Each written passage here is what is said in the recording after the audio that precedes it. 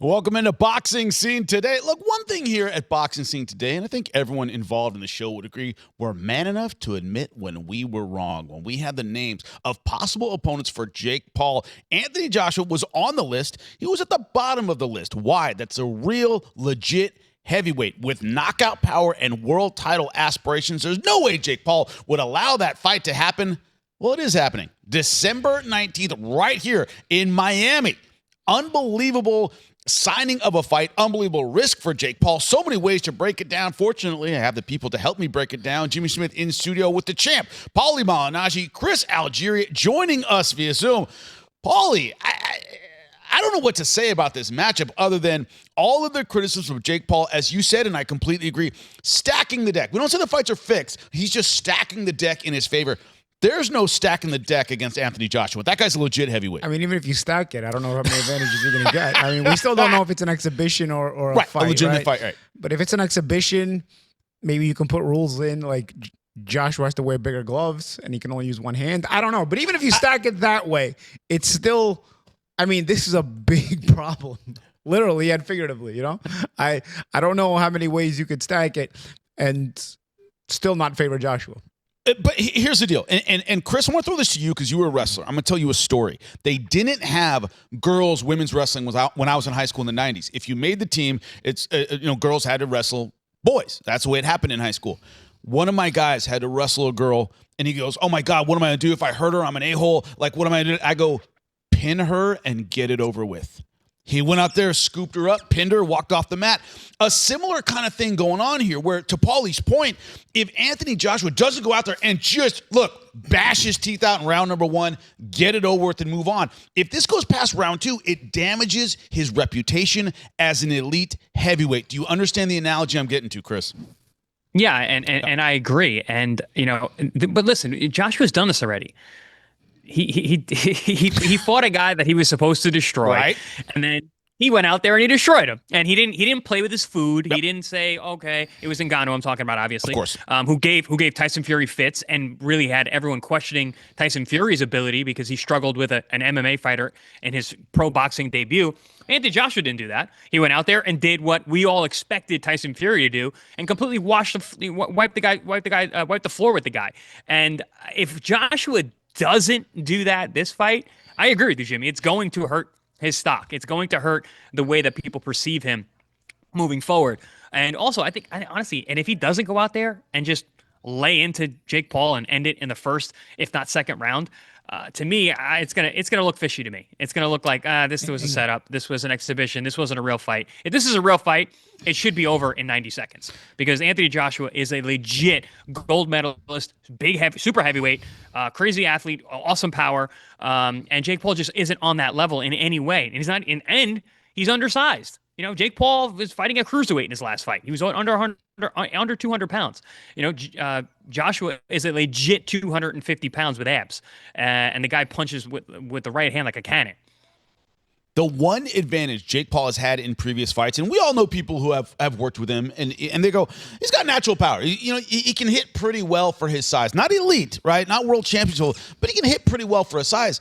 Paulie, that one advantage that he's had in previous fights is completely gone in this one. Yes or no? Yeah, I mean, I still think Jake can hit a little bit. Yeah, he may be able, if you hit Joshua on the chin, you can hurt him. But that's been what if Mike Tyson? You got to get there, Chad. Yeah, that's what I'm saying. What if Mike Tyson lands on Jake? What if Arturo Gatti would have hit Floyd Mayweather? I can remember that argument back 20 years ago. The what if he hits him on the chin usually doesn't happen, because usually it's you getting hit on the chin. Whenever people are having that argument, like, yeah, but what if he hits him on the chin?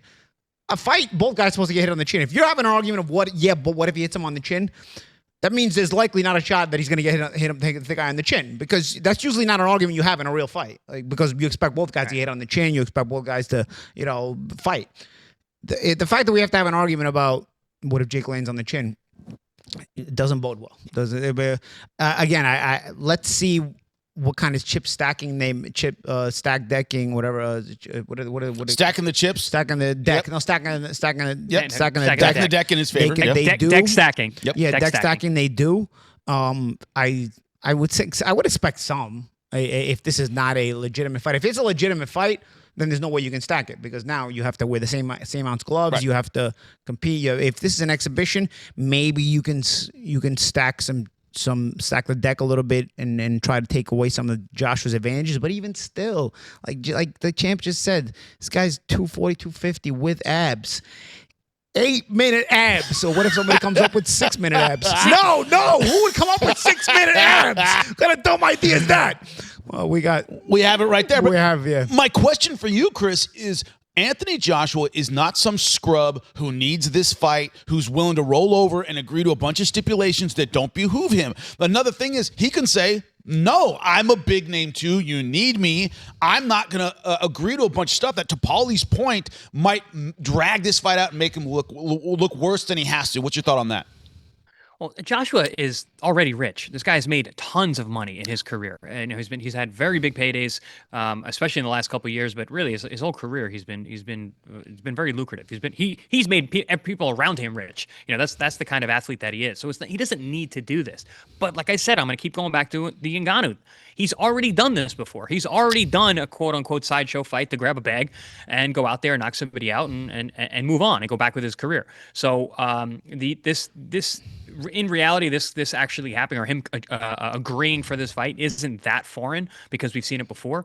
But it's still wild to even think that this is actually going to happen. But if you're Joshua, you're like, yeah, I'm coming off an injury. I had my elbow operated on a few months ago. I've been rehabbing, and I have a way to make a lot of money for a little bit of work. And not a dangerous fight in terms of being physically dangerous, but it's dangerous in terms of his career if it doesn't go well. But it's still wild that this is happening.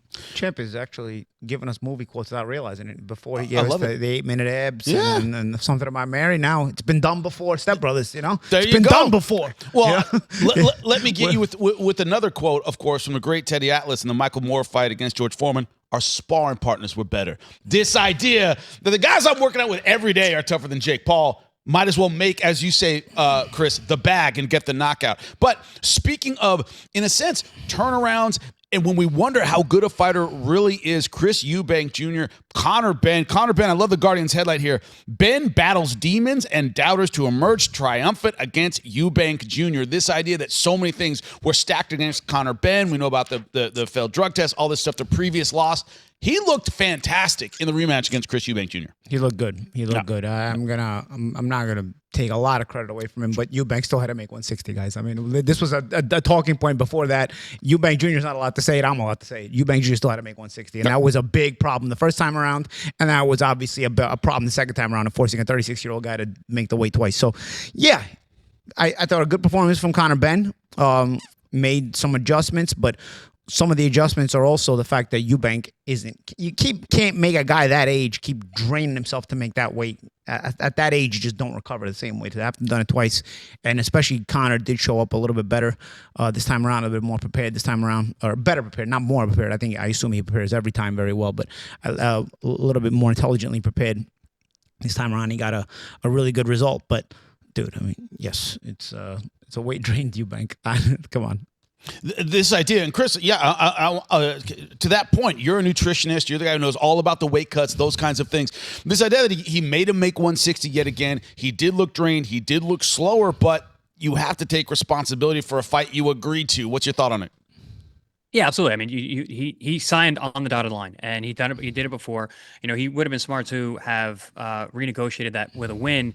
There'd be a different weight stipulation, but it is what it is. I mean, anyone who has eyes can see that he was weight drained. He just didn't have the reactions. He looked frail out there. But I'm not going to take away from Benn's performance. He did what I didn't think that he could do, and that was fight a disciplined fight for 12 rounds, because that's what he needed to do. This was Chris Eubank's fight to lose. He went out there and he was able to outbox and outfight Benn the first time, but this time Benn came out with using feints, using that explosive first step, using the jab all night long, being somewhat elusive, being in and out, which for Eubank, who just couldn't really ever get going, couldn't get his jab going, couldn't get his offense going, couldn't get his feet underneath him. It was a great night for the Benn family. That's the first Benn to ever beat a Eubank, and he did it in dominating fashion, even scoring 2 knockdowns in the last round. But you're always going to look at this like, he's an older guy and making the weight. I think it's time for Benn Benn to fight somebody under the age of 35. His biggest wins have all come against guys who are over 35 years of age. It's time for him to fight guys closer to his age and in his own weight class. Which transitions right in the question I was going to ask you, Paulie. What is the future for Conor Benn? Obviously, a great performance. What do you think about legit talent in his weight class? It might be, as Chris says, below the age of 35. I think Ben, it's still a win that catapults him and propels him into big conversations, because he already has a big name, a big position within the sport, and now having a big win like this, no matter what you think about it, I think now it's going to allow him to sort of have the pick of the litter.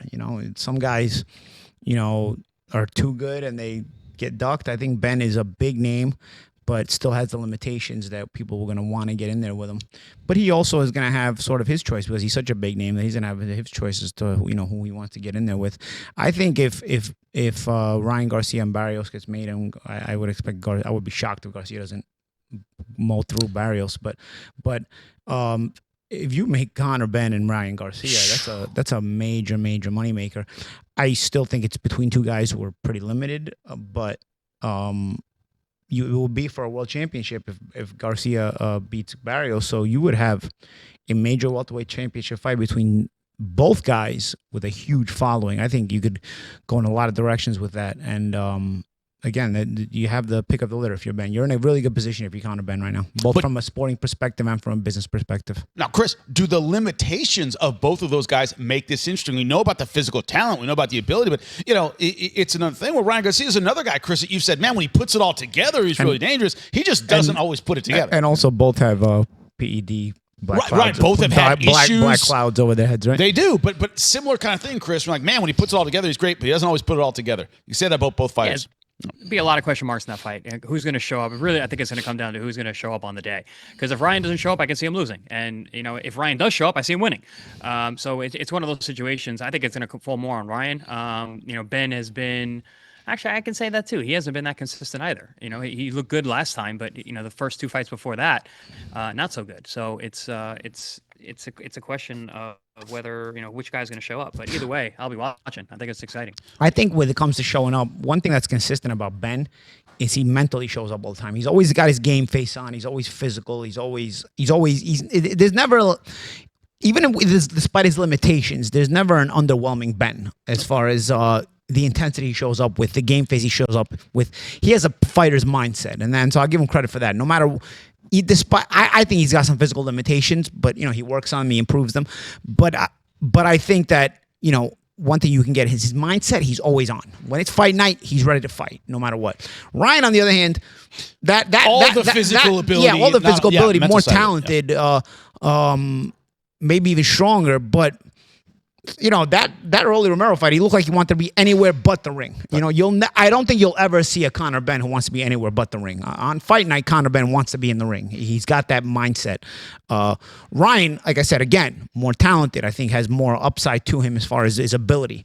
But dude, you gotta be you gotta have your mindset in the fight. Otherwise, a guy like Ben, who always has his mindset in the fight, can beat you.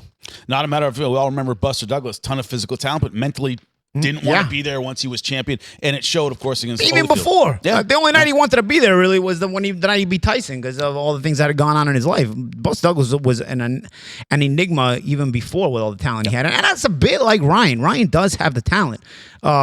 You can see it, but dude, he just is the YouTuber life too comfortable? I don't know. We're civilized. We wouldn't know because we're not civilized here. Boxing Scene Today. Some great fights coming up toward the end of the year, leading into a great 2026. As your boxing news happens, get it right here. Watch. Find out while millions are watching too. I gotta civilize my earpiece. You do. You do need to take care of that.